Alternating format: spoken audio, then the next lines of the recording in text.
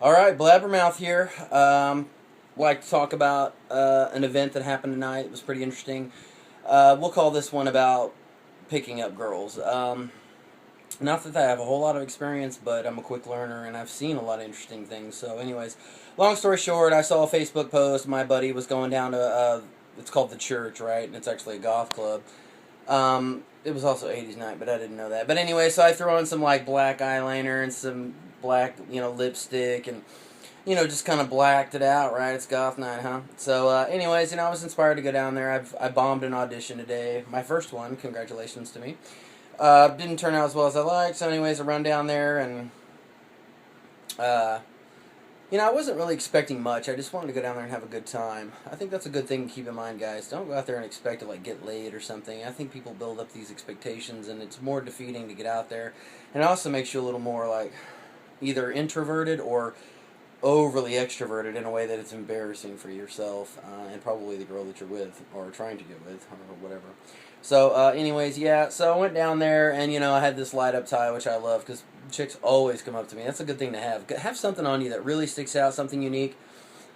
It's just a good idea because if a girl likes you, it gives her something to approach you about. I mean, if you're just kind of bland wearing a fucking boring ass polo shirt and khakis, and what is she gonna go? Oh wow, I really like those khakis. It reminds me of all the other guys in this room. I mean, like really, what you've got no individuality. And guys are like trying to fit in, but that's not a good deal. I say don't fit in. If you're really trying to get out there, you got to be bold. And so, I always do the opposite of whatever else is doing. And that's awesome because I get a lot of responses from even guys like, hey man, that's fucking awesome tie or nice hat or whatever. Just do something crazy, something that makes you stick out in a room. Polo shirts and khakis are for fucking superficial little bitches that, don't even get me started. That's another rant.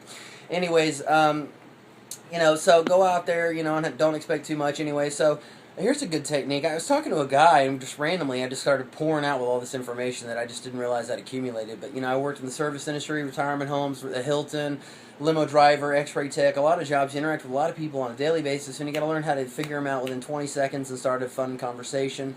A lot of guys are bad with that, but, my trick is get them talking about themselves, okay? Women love to talk about themselves, okay? Don't ask me why. That's another rant. But they do. They live to talk. So get them talking about themselves. Where are you from? What do you do? Blah, blah, blah. But don't be an interrogation, but just casually. And say very little. And that leaves it to her developing feelings for you. And she doesn't even really know why, okay? I don't even know if my head's in this shot, but whatever. So, yeah, that's a pretty good tip of mine. Get them talking about themselves. Approaching girls. Girls hunt in packs. Guys tend to go alone, which is really awkward because like you're all by yourself or whatever. So what I do is, make friends with the same sex first. And this, I guess you could reverse this for ladies. I don't know if it works as well because it's just built differently the way men and women are. But anyway, so yeah, start finding people that same sex that you can talk to and you like, and I pick out people that are characteristic of like something I would do, like something I would wear, or something I don't just pick random people and start talking to them. Find someone that you really are going to click with because that's going to be your wingman later, really. So like tonight, I hung out with this guy. He looked like me, had eyeliner on, and that impressed me because most people didn't. They just had like some black shirt on or something. It wasn't really goth night. It was like black night. But anyway, so yeah, I got to talking with this guy. He turned out, ironically enough, to be in acting, which is what I'm trying to do now with my sixth career. Anyways, yeah, so that was really cool. We hit it right off, and he mentioned he was also went to Cordon Bleu. Well, I guessed he went to Cordon Bleu, but he told me he was a chef. I forget the word. There's a better word than chef. That's a really shitty thing. I don't want to offend anybody, but there's a better word. I can't remember what it's called. It's like the official term for being a chef. But anyway, yeah, he went to Cordon Bleu or whatever. And that was cool. So we hit it off. He was talking about acting and stuff, and it was really cool because it really opens you up. Okay, this is the idea: it's opening you up, getting you flowing, kind of conversation. It helps a little bit of liquor, but not much. You don't want to be stupid down there, and that's really easy to do. A lot of people overdo it. Next thing they're just making an ass of themselves. You need to be conversational, but not, I don't know, falling over on people or whatever. Anyway, so, just watch yourself there. I drink for free. I never fucking buy at the bar, or if I do, I get a beer, but I usually down a bunch of liquor before I go in there. That's just my style. I don't like to pay for drinks. It's expensive. It's $10 a drink, whatever, blah, blah, blah. Anyway, so yeah, I'm just rambling now. This is why I've called my tube blabbermouth. Anyway, so back to the point. So you're at the club, you're talking to same-sex people, you're mingling, you're talking, you're getting along, you're getting more open, getting more confident, build up your confidence, and then boom, kind of try to whittle your way into a group of girls with your guy friend that you just acquired. But for all they know, you went together. So it's just like this real social thing, and you're not just some creeper trying to get into a conversation. You're like this cool, jovial, everybody loves you kind of guy, real sociable. I've never had a problem with it as far back as I can remember. Well, maybe when I was like 22 or 23. But just being around people, you'll open up over time, hopefully. If not, you're doomed. But anyway, so, try to mingle over there and get involved with them. And this is my little trick, and I remember this tonight, and it's real handy. Sometimes it'll backfire, though, guys, so listen real carefully. What you want to do is pick the least attractive girl in a group, okay, and start mingling with her. And usually they have terrible self-esteem because they're fat, overweight, or they got a big nose, or some weird superficial thing about themselves that they don't like. Is a real hang-up for most girls. This is the girl you want. Typically, these are the good girls. But anyways, if you're looking for attraction, I understand that too. I can't just mingle with anybody. I mean, there has to be something about them. I'm very sexual or I'm very intellectual. You have to offer something. I can't just do nothing. Like, you're ugly and stupid. No, that doesn't work. You gotta be witty, charming, clever, or hot as shit, but that'll backfire too. Hot girls, I'll tell you later. So anyways, start with the least attractive chick in a group, and it's just so funny, guys. You'll watch this happen every time.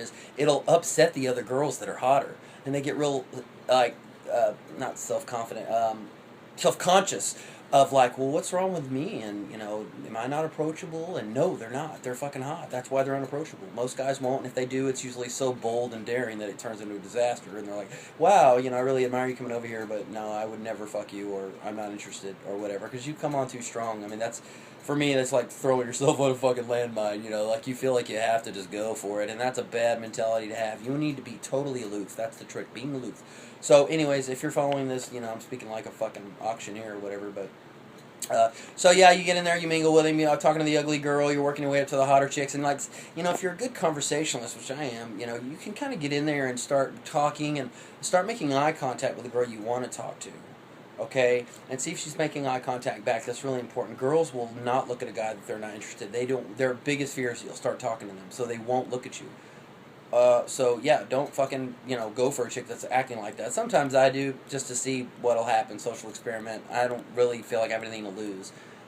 It's all knowledge for me. I'm not trying to get laid. I'm not that kind of guy. All my ex-girlfriends are usually 2-3 years in the sack, and then something happens, we demise, whatever. Usually them demising me, but I might have self-imploded that in some way. But anyways, so yeah, back to the thing. So yeah, you're hanging out. You finally got it. You finally got locking eyes with a hot chick. She's responding back. She's looking at you. Really important. Eye chemistry is really important. It's the first thing you got.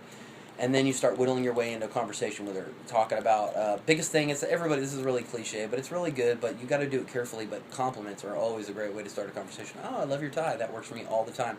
I mean, women talking to me, right? Because I wear a cool tie, it lights up and it dances to the music and all this shit. You need to have something that really sticks out, makes you like a sore thumb. That's awesome. Makes it easy for women to approach you, and they don't have to seem like they're hitting on you. Which could be confusing because you're thinking, is she hitting on me or just complimenting me? But either way, you're getting an interaction, and you can find out that information later. So, wow, I'm talking really fast here. Anyway, so, yeah, you finally meet her, you hit it off with the hot chick, and what I do is, I try to tell myself not to take it seriously even when I get to the hot chick. Don't just go all crazy when you start talking to the hot chick and really let go. Like I said, stick to the rules, talk about them, okay? Don't talk about you. Age always comes up, which I hate, because, that's, a big thing for girls, but I'd like to talk about that for a minute. I always thought chicks were ran off by an older guy, but they're really not, honestly. I've met plenty of girls that were 10, 12 years apart from me, either older or younger. I've gone both ways. Well, obviously not when I was 12 and they weren't born yet, but, when I was older, 23 or 24, I dated, a 34-year-old or whatever. Anyway, so age is actually a turn-on for a lot of chicks. I didn't know that, honestly. I thought it would turn them off. They're like, oh, he's old, he's not hip, he's not cool. But they actually see that as, being stable and wealthy and all these things. And they look for what, you call, possible boyfriend material, right? That's something that will come later. Let me make sure I'm still recording here. Yeah, we're still rambling here. Hopefully you followed along. I try to make this interesting, but I know I get off track. Anyway, so, the thing to keep in mind is you don't throw yourself on the landmine. Don't just go for it. That's always a bad idea.